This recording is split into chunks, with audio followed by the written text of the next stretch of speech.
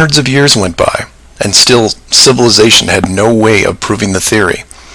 Planes were invented around 1900, but until 1957, nothing could go high enough to give a true perspective of where we lived.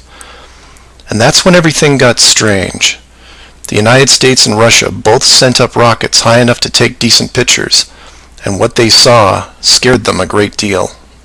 How do we know they were extremely concerned about the sky? Because the US and Russia immediately started firing nuclear weapons straight up, and they kept firing for the next 4 years. A few things to keep in mind here. First, this was now 1958. Nuclear weapons were very expensive and hard to come by. These also weren't those nominal yield 20 kiloton toys we used on Hiroshima. This was high kiloton to low megaton, and we couldn't get them up fast enough.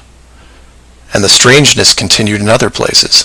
In 1959, only a year into the atmosphere bombardment, 10 nations, including the United States, made Antarctica off-limits to any colonization.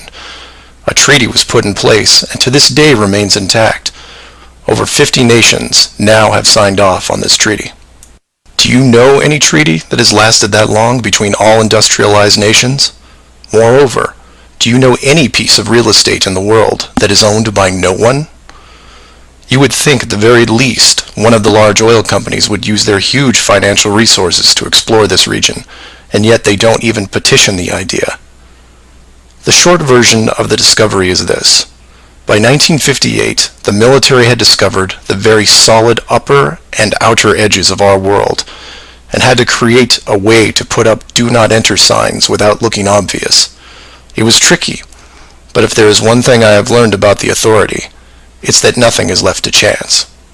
Please feel free to contact me at msargent23@comcast.net, or heck, just call 303-494-6631.